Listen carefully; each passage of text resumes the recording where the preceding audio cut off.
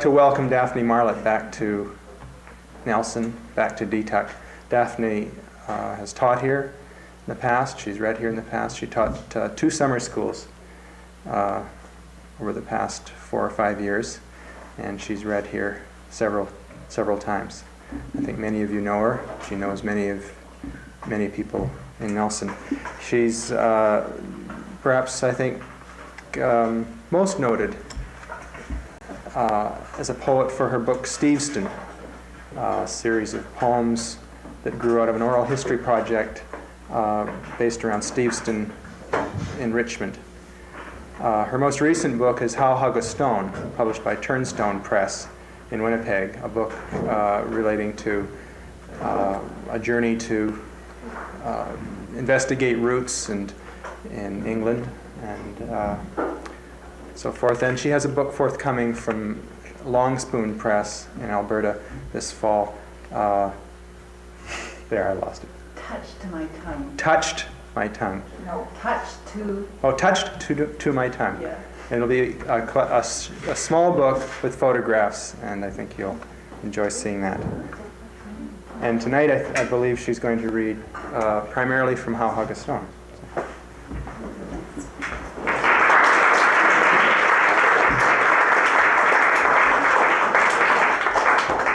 Watching Margaret read last night, I kept thinking about this gulf at the back of her heels, and I'm going to try and remember not to step into it.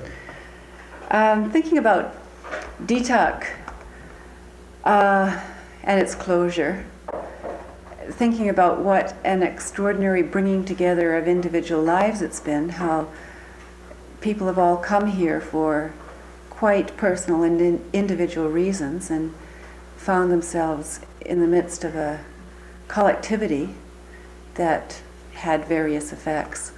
And now that it's closing, everyone's moving back into their individual lives again and being faced often with some sense of an unknown. I thought I'd choose something from quite personal writing of mine, from How Hug a Stone. I'm going to read mostly the last section, and I want to pick up on a line in it. Narrative is a strategy for survival. Since that seems to be a basic concern, how to survive these days, given the Soviet government's policies towards the arts. And I'm thinking about survival on a more than a political level, on a holistic, psychological level as well. The storyline has long interested me. That's another word for narrative. And I think of it in terms of Ariadne's thread. If you remember the story of Ariadne, she gave a piece of thread to Theseus so that when he went into the maze, the labyrinth, to slaughter the Minotaur, he would be able to find his way back out again. And I think narrative functions something like that. It's the thread that connects us back to where we've been, so that knowing that and keeping in touch with that, we can walk on into the unknown. And that's basically what I was struggling with in How Hug a Stone, was walking on into the unknown. Can you hear me? Okay. This is from a section called Black Hole at Center. And it takes place mostly in the Cotswold Hills in southern England, which isn't very far from the Neolithic sites of Avebury and Stonehenge. And I was visiting in England with my son, going back, I suppose, in a sort of quest to find out who my mother was. We were visiting her side of the family. And at this point in the narrative, we're staying at the house of some very old friends. In fact, the woman was my mother's oldest friend. She went to school with her, and she told me a lot about my mother that fitted in with what I knew, being her daughter, but what I couldn't otherwise have known of her as a schoolgirl. And it moves from that to a visit to Avebury, which I see as a very matriarchal site compared to Stonehenge, which seems to me a very imperialistic site, just in the way that the stones are arranged. You have those great thresholds, those doorways in Stonehenge, and in Avebury you simply have individual stones arranged in circles, two concentric circles. Well, they're not quite concentric, they join, they intersect each other. The circles are so large that at their intersecting heart is a whole village, so that when you come upon them on foot, unless they were pointed out to you, you wouldn't be able to see the whole. You would be able to see the whole from the air immediately, but not necessarily on foot. And those stones are very weathered. They're almost human in their forms, in their shapes. June 28th, Pilgrim Cottage. The ex-governor and his lady, simply Jean and Nick, growing old together in a cottage in the Cotswolds, doing the right thing. June 30th, circling the power thresholds of Stonehenge, embracing the squat stone mothers of Avebury, under her mothering wing. 5,000-year-old long barrow bones planted like seeds in the ground. They cultivated death to ensure a new spring. Our culture trades in death, big business arms race. Cottage in the Cotswolds, like walking into the very picture of. Slate roof, roses twining up the stone wall to the eaves trough, delphiniums blue, larkspur and lupins in the honeyed light. Nick on his knees among the cabbage, evening relief from a desk of government papers, or walking with the gait of a man who savors growing things. Jean recalling a government reception in Sarawak, dancing with Nick aboard ship for Malaysia, while her hands rinse garden lettuce, shake the crinkles out of sun-dried linen. Explain energy conservation in a knight's house.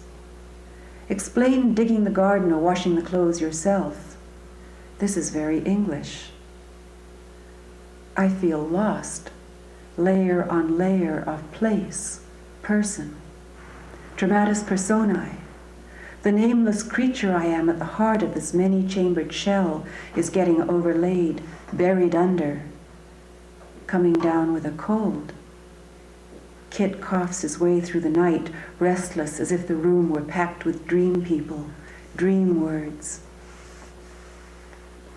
Kit is my son. Pilgrim Cottage. Not even Tai Chi helps on the rolled lawn.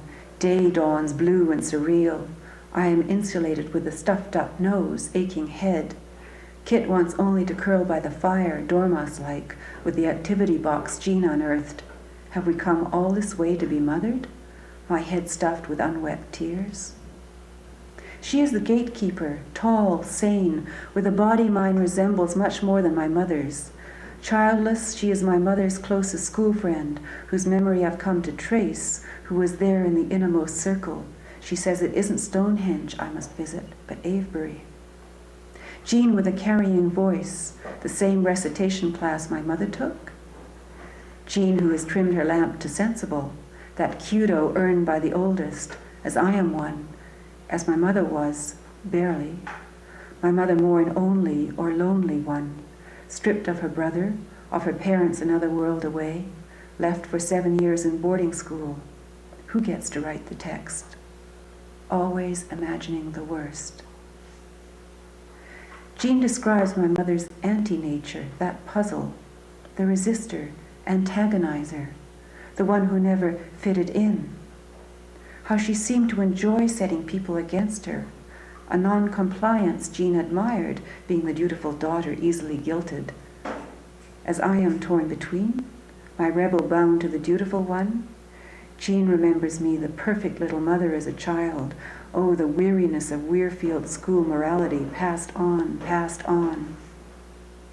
Antagonist, that other child mother, my mother, whose image comes clear, hating the headmistress, hating to spend holidays at school when everyone else had gone home. How far away from Bombay, from Malacca, England was then. Loving scripture and literature, hating to have to learn the wars of history when she wanted to dream, see, romanticize. hiding in the boiler room to read novels, escape hockey, walking in crocodiles to morning services, being short and having to walk at the end, over-dramatizing, saying how much the teachers hated her, when according to Jean they didn't hate her at all. Or they hated what was subversive in her, imagination, that mad border in the house of the mind, which alone can prevent a house from being built on safe, practical, and boring foundations. Sagan. That winged thing that flies off the handle, leaps out the window. She who had her wings clipped growing up, wondering even as a mother, was she doing the right thing? Hiding her doubts to wrestle with the angel authority of father, teacher, doctor, dentist, priest. Furious, raging at the false front of society, tearing out the placid assumptions of family, and then lapsing, controlled, into silence. Avenging abdication. You said I would be sorry when you were dead, and I only understood it as a curse. Pilgrim Cottage still. I am struggling as if by reflex, as if I can do nothing else. I argue with Jean, irritated by her sense of duty, even as I am grateful for the way she looks after us. Kit woke with a fever, stomachache this morning, and she immediately got us an appointment with her doctor. A virus, I was told, nothing serious. Antibiotic to keep his chest clear. Picked up at the nearest chemist's, full of the smell of disinfectant and drugs, of patient grave faces waiting on expert opinion. He is flushed and limp. I feel alarm rush through me like wings. Mother hen, my mother would say, brooding, as if there were some evil I struggle against. I look up evil in the dictionary, ubalats, exceeding the proper limit. What is the limit for either the dead or the living? The book is made up of an exchange between journal entries and poems, so I'm going to move now from journal entries into the poem, which draws on all of that preceding information in the journal entry in a kind of collage. And it talks about the position in the village of these friends with whom I was staying, a lord and lady, quite literally, he was knighted, and their relationship as lord and lady to the other people in the village. Talks about that, among other things. Delphiniums, oh yeah, this comes from Delphiniums blue and geraniums red. You may remember that poem. I think it's from when we were 6. Yeah, the dormouse who wanted to sleep in delphiniums blue and geraniums red, and they said he was sick because he only wanted to sleep, and the doctor came and prescribed a complete change to completely different colors of flowers, and he said he would immediately improve if he was moved into this other bed, and so they moved him into this other bed of flowers, and he simply went on sleeping with his paws curled over his eyes because he couldn't bear to look at these flowers, and he wanted to go on dreaming of delphiniums blue and geraniums red. So, delphiniums blue and geraniums red. Rose light in the blue at eye level, where is the dormouse curled? Their kitchen looks out on, where it suffuses hayfield, apple tree, vegetable garden hedge. Days amber, stilled and stilling. Watch fresh lettuce leaves curled disappear in the spinner. Watch a child curled up in himself for comfort, dreaming of blue. Rose light makes of their kitchen unearthly hue, seraphic even. In our vision blue is a healing color, even a bird will spring toward. But I was blue with cold on the Didcot platform, in a wind the intercity diesels roar on through, torn holes in attention. Out of nowhere, we are near the source. A shallow brook ripples by a few crosses at fords, a few stone walls we're leaning up against. The Thames? Really?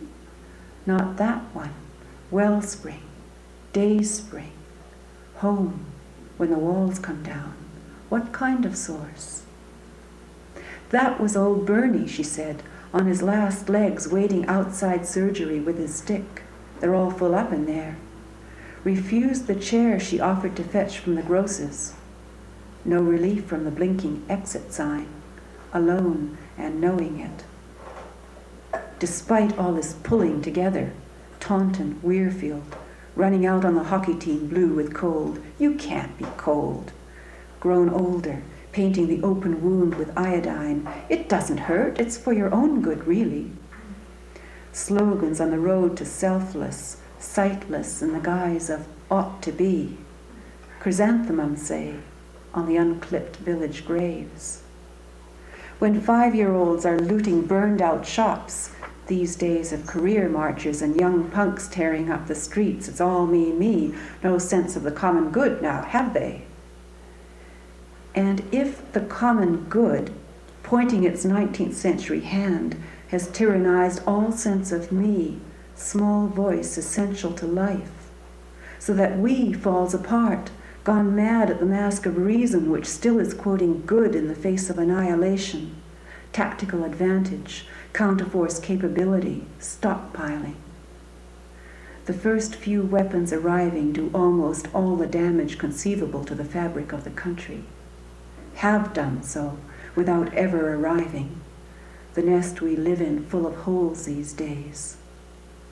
And still, I suppose all these people know better than I. Doubtful, pause to eyes, small creature at the heart of dreaming some blue otherwhere. And that is the reason the story continues, circling back to its source. The dormouse curls, imagining delphinium's blue, oh blue black hole at center, folding in on itself. Pilgrim Night. The terror of being alone on your own in the dark, the terror of dragging your child along in the panic woods in the night crying, having a child when you are a child. Terror, a kind of trembling in the heart, helpless, listening to him cough. He coughed so much he couldn't catch his breath, heart pounding and very hot.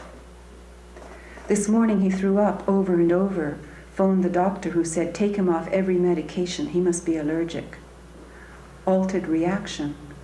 What altered it? There is no limit. Something in me is in shock, like a bird beating wildly against a branch, lost, panicked. Why are we going through this? Just noticed him shallow breathing with eyes half open, went over to stroke his forehead, ask if he was cold. As he focused his eyes, coming back, from where? He said no, scared of being sick. Me too. But I said, try to think strong thoughts and sleep. Your body can heal itself while you sleep. I say the mother things to him, but what do I say to the child in me? Who mothers me? They represented collective burials. And the bones, the corpses were left outside in the air to rot, and the birds removed the flesh and so on. And when they were clean, they were just clean bones, then they were buried.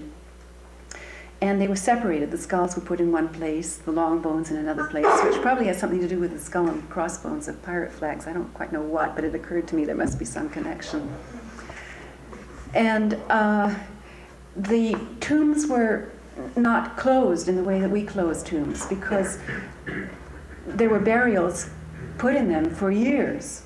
And when a burial occurred, the family group would all come, and there would be a sort of little festival, and other things would be put in the tomb as well, broken pots and things that might accompany the dead.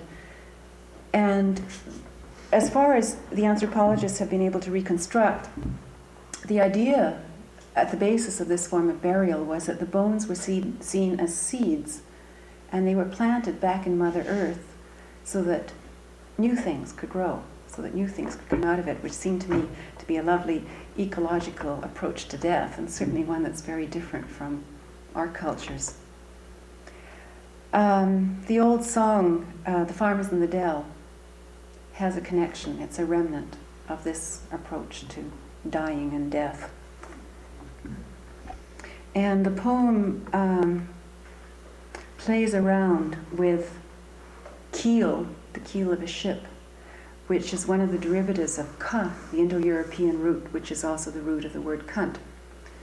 And it plays around with the notion of a goddess figure. And I'm going to read the next piece immediately after that, because it talks about the movement from an early goddess figure who was tied in with the earth as mother to Mary and Christ and the notion of sacrifice. Long after the brown day of Bridie, Bridie is the Celtic goddess who appeared on the first day of spring. Her tomb body, built to contain that primary chaos, long barrow of bones, dismembered or not, of potsherds all mingled together. Winter, this time of the year, submerged, as I am, heavy with cold. On the other side, down under, watching almond blossom in the chill streets of their world. A place to visit, blurring distinction between corpus and corpse. Quick running to meet them with pots, meat bones, flint implements, with stone, bone, and shell beads, rubbish from which new life annually rises. Cup and ring, stone ring within a ring. The farmers in the dell. Is that you, Bridie of the brown day of the white hills? And we pat the bone, thinking to make it ring us round, earthward, home again, seedward, safe again, that bears us in this keel to ka, to a hollow space or place, enclosing object, round object, a lump, mound in the surrounding sea of grass. Ka, cunt, to wave-breaking womb, Bridie who comes unsung in the muse ship shared with Mary Gypsy, Mary of Egypt, Miriam, Marianne suppressed, become Mary of the blue veil, sea lamb sifting sand and dust, dust and bone, whose son. Continued. That is the limit of the old story, its ruined circle. That is not how it ended, or we have forgotten parts. We have lost sense of the whole, left with a script that continues to write our parts in the passion we find ourselves enacting, old wrongs, old sacrifices, and the endless struggle to redeem them, or them in ourselves, our inheritance of words, wanting to make us new again, to speak what isn't spoken, even with the old words.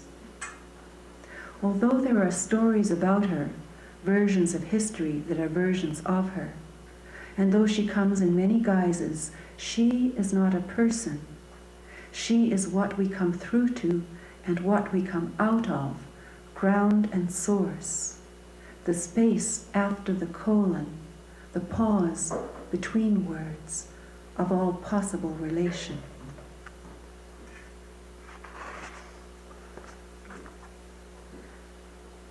Avebury. The root of Avebury is two words that have to do with bird and with egg.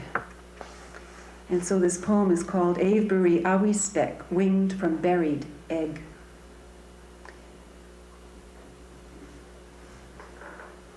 Nose stuffed, eyes holes in the chalk ridge of sinal bones rush down back roads, upland grass, wind weaving snake-like through. Old English words, the land, man's life like the life of cereals, woman's too.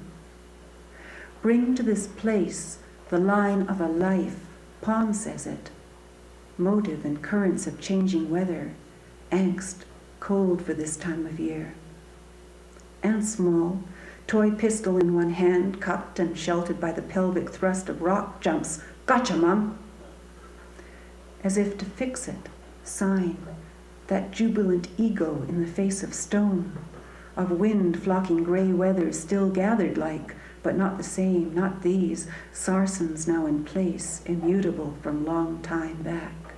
And front, weathered, yes, in folds acquiring character we read in, clothed and prickling now along the hairless spine, a line meeting a circle, two in one so huge, small hill, barely visible at grass view, red windbreaker fleck a sea of green and climb some moat in his imagination scaled, he calls me to come and get me.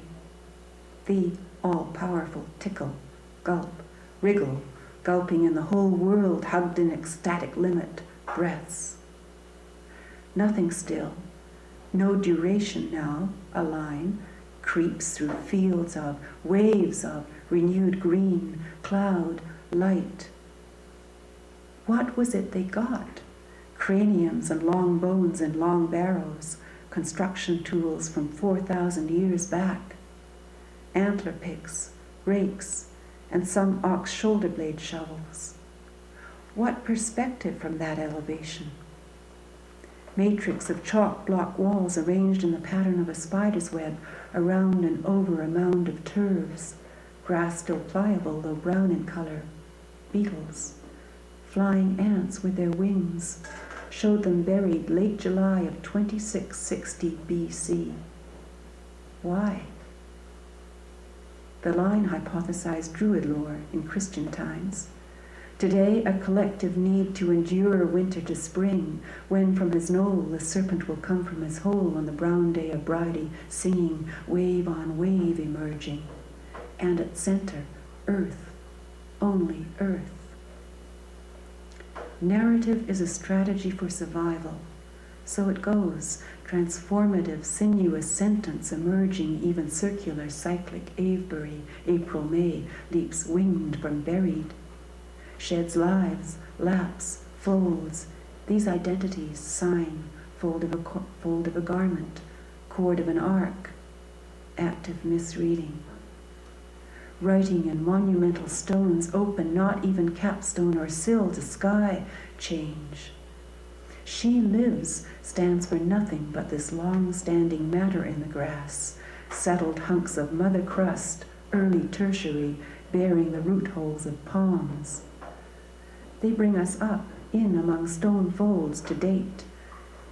The enfolded present waits for us to have done with hiding and seeking terrors, territories, our obsession with the end of things. How hug a stone, mother? Except nose into lithic fold, the old, slow pulse beyond word become under flesh, mutter of stone, stain, staying power.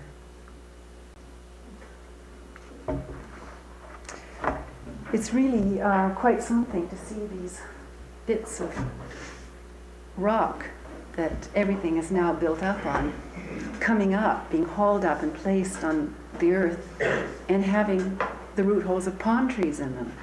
I mean, if that doesn't confirm Velikovsky's theory of polar shifts, I don't know what does. I'm going to move from that to a few poems from this new book that's coming out called How Hug a Stone. In a way, although I didn't realize it when I was writing it, the concerns in this book represent a continuation from the concerns of How Hug a Stone, but they're in a completely different tenor because they're basically a series of love poems.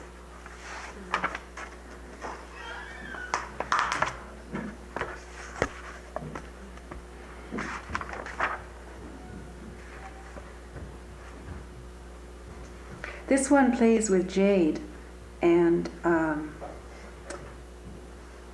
the connotations of jade, but starting with jade as a stone, and how we get it into English is from Spanish, piedra de jada, and jada got shortened into jada and then jade.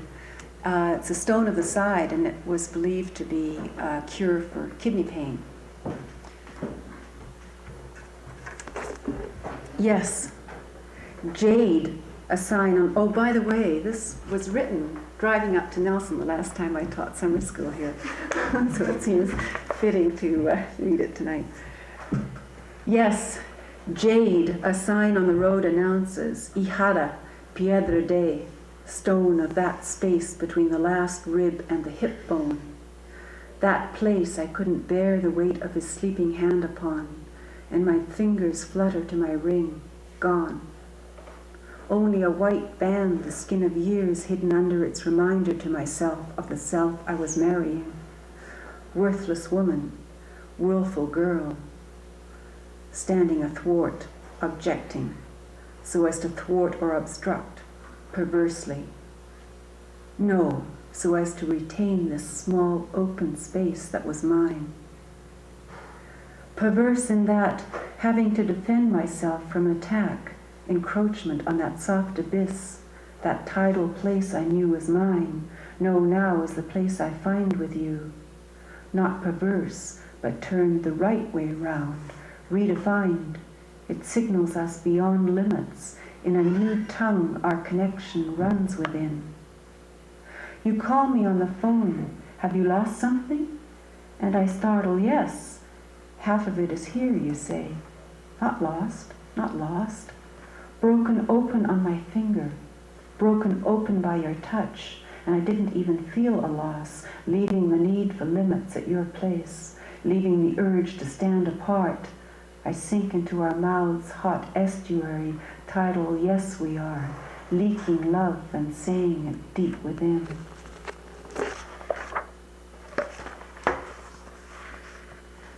This next poem has been a real problem because I'm not sure that the end of it works. I rewrote it on a plane flying in yesterday. So I'm going to try it out on you. I'm trying to do something that you can't do in language because language is linear, and I'm trying to have an image of the edges folded into the center, and language can't really express that since syntax always works in a linear fashion. But if you don't push language, there's no point in writing, it seems to me. So here goes. Coming to you, through traffic, honking and off course, direction veering, presently up your street, car slam, soon enough on my feet, eager and hesitant, peering with a rush of coming to you, late, through hydrangeas nodding out with season's age, and roses open, outline still the edge of summer gone in grounding rain. Elsewhere, or from it, I brush by, impatient, bending to your window to surprise you in that place I never know, you alone with yourself, one leg on your knee, you with boots, with headphones on, grave, wrapped with inaudible music. The day surrounds you, still point where everything listens, and I slow down, learning how to enter, implicate and unspoken, us at heart of the world.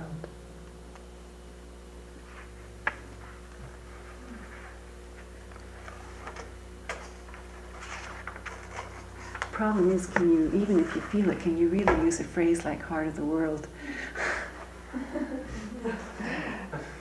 A friend, a writer I respect a great deal, read that poem and said, you can't use a phrase like heart of the world. So I changed it. I sent it in and changed it, and it's now at the galley stage, and I've decided I have to use heart of the world. It's not my poem if I don't use heart of the world.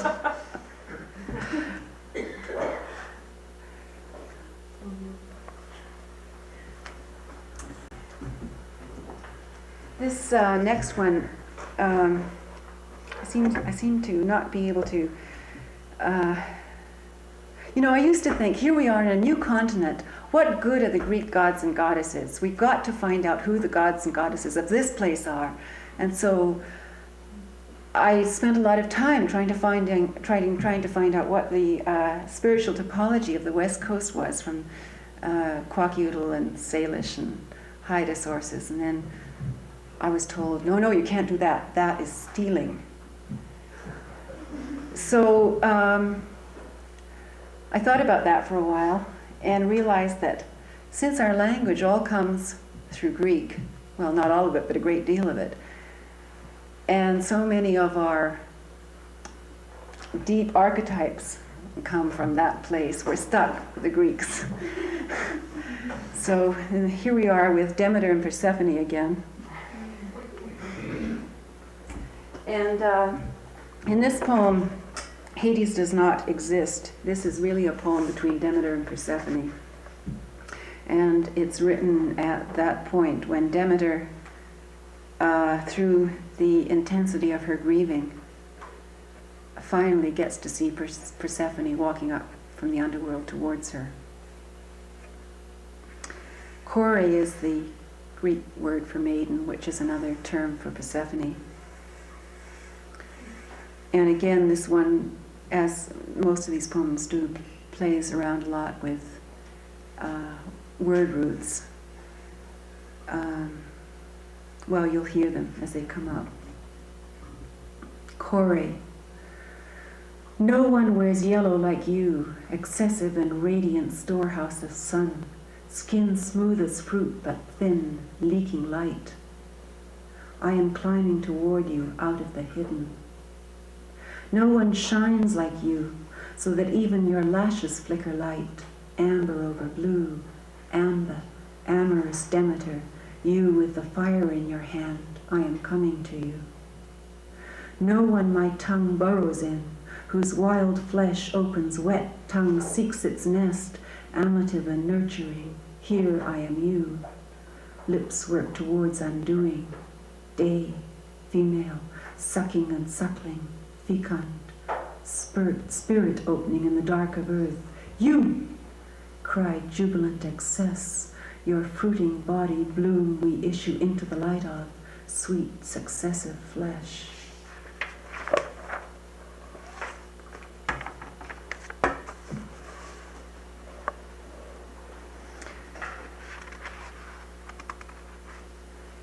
This next one is a little hard to read. I always have trouble reading it because it's one, I don't know what it is. I don't know if you can even call it a sentence, but it's one something. It's one grammatical unit with no punctuation in it. And so the tendency is always to try to read it in one breath, which I don't think any mortal can do. At least I can't. So I'll try to slow down when I read it. Eating.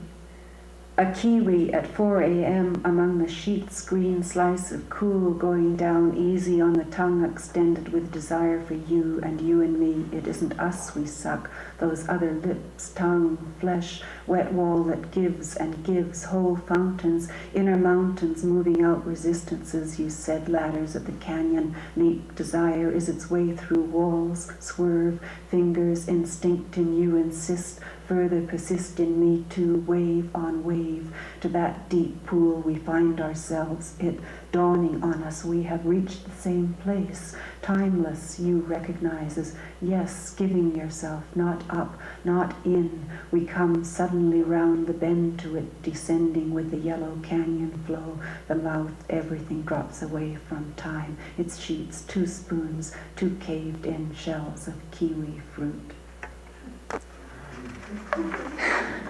This takes place in the Alberta Badlands,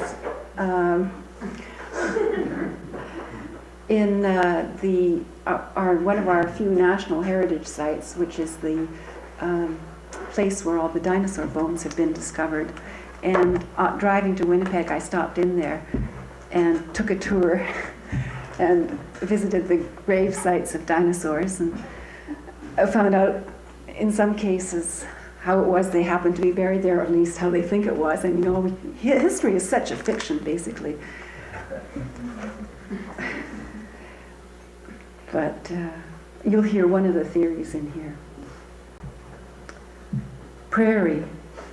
In this land, the rivers carve furrows and canyons as sudden to the eye as if earth opened up its miles and miles of rolling range, highway running to its ever-coming horizon, days of it, light picking flowers.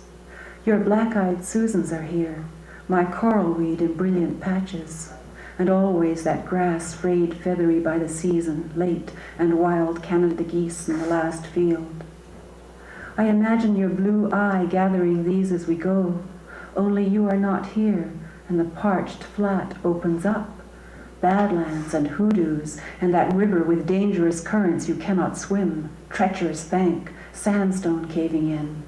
And there she goes, Persephone caught in a whirlwind the underside churns up, the otherwise of where we are, cruising Earth's surface, gazing on it, grazing like those 70-million-year-old dinosaurs, the whole herd browsing the shore of Bear Paw Sea, which ran all the way in up here, like Florida, she said, come in from the desert region. They were hungry for grass or flowers, when something like a flash flood caught them, their bones, all these years later, laid out in whirlpool formation I cannot see, that as the metaphor, up there on the farthest hoodoo, those bright colors she keeps stressing, the guy in the red shirt, metal flashing, is not Hades, but only the latest technician in a long line of measurers.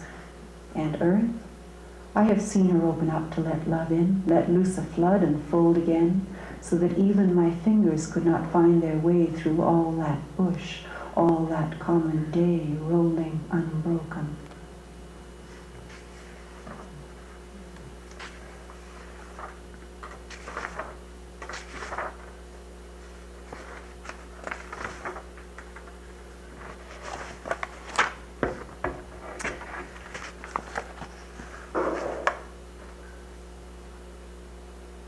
This, in a very peripheral way, also relates to the Persephone theme, since it's called Coming Up from Underground. That's about the only place that her presence is registered, but it has a lot to say about those underworld black spaces that we fall into, in which the psychiatrists have various definitions of. It plays around with a number of word roots that have to do with light.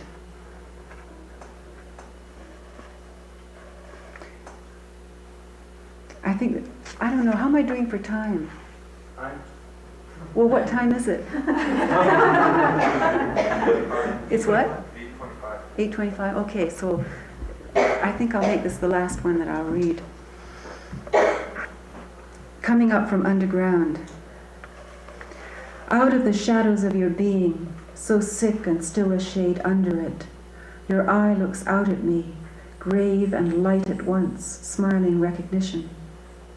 Draw close, I am so glad to see you, bleak color of your iris gone blue, that blue of a clear sky, Belo, bright, Beltane, bright fire. Draw me in, light a new flame after your sudden descent into the dark. Draw me close, so I see only light, your eye a full moon rides, Blaker in the old tongue, shining, white, a scent above horizon fringed with black reed, horsetail, primitive flicker on the rim of eons ascending this white channel we wander in, a plain of wild beasts felt at the periphery of vision, fear and paranoia ready to spring. Beyond the mind, or out of it, they say, though defended with apparent logic. In this landscape we are undefended in the white path of our being, lunar and pulled beyond reason. Blaker, shining white, movement of healing in various bright colors, blanda to mingle and blend. The blaze of light we are, spiraling. Thank you.